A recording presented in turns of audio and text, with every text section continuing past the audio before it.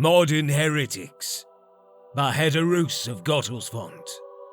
An account of one researcher's visit to the shrine of the daedric lord Azura. Daedra worship is not prohibited by law in Cyrodiil. Primarily, this is a result of the Imperial Charter granted the Mages Guild permitting the summoning of Daedra. Nonetheless, chapel and public opinion is so strongly against Daedra worship that those who practice daedric rituals do so in secret. However, opinions about Daedra worship differ widely in other provinces. Even in Cyrodiil, traditional opinions have changed greatly over the years, and some communities survive which worship Daedra. Some more traditional Daedra worshippers are motivated by piety and personal conviction. Many modern Daedra worshippers are motivated by a lust for arcane power. In particular, questing heroes of all stripes seek after the fabled daedric artifacts for their potent combat and magical benefits.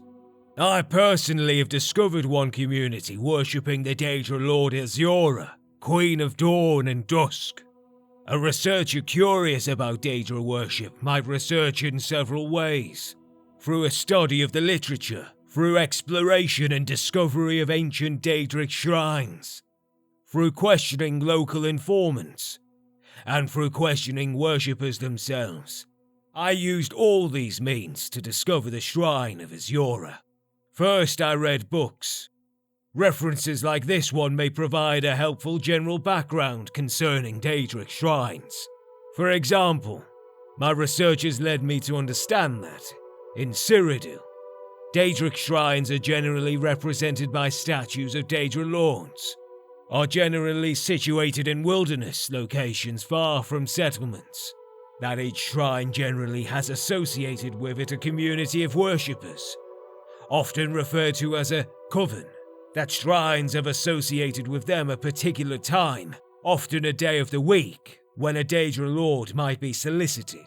That Daedra lord often will not deign to respond unless they regard a petitioner of sufficient prowess of strength or character, that they will only respond if given the proper offering, the secret of which offering often known only to the community of worshippers, and that, in return for the completion of some task or service, the Daedra lords will often undertake to offer an artifact of power to a successful quester. Then I questioned locals with an intimate knowledge of the wilderness.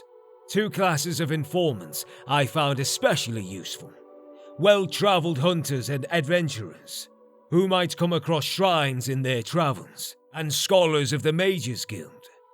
In the case of the Shrine of Azura, both sources were profitable.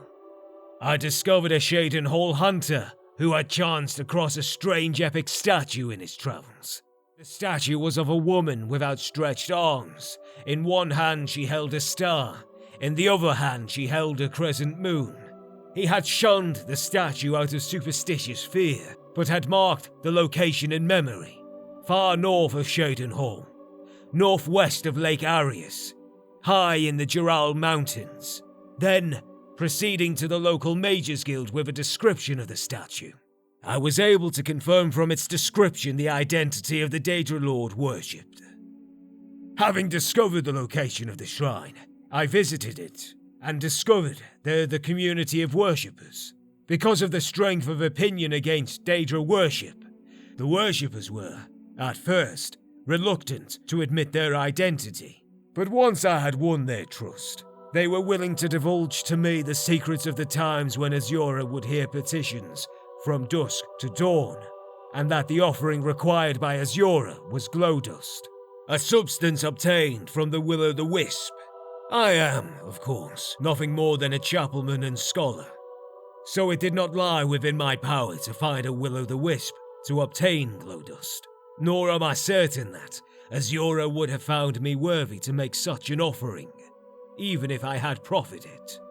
But I was assured that if I had been able to make such an offering, and if it had been accepted, Azura would have given me some sort of quest, which, if completed, might have earned me the reward of Azura's star, a daedric artifact of legendary magical powers. I've since heard rumours of the existence in Cyrodiil of several other daedric shrines, of the daedric lords to which they are dedicated, and the daedric artifacts that might be won by questing heroes. Hercene the Huntsman, for example, is linked in legend to the Saviour's Hide, a powerful enchanted armour. The Hammer Volendrung is associated with Malakath, Lord of Monsters, and the eponymously named Mace of Molag Bal is also thought to be the object of Daedra worship. Other Daedra lords, their shrines and worshippers remain to be discovered in Cyrodiil by earnest and persistent researchers.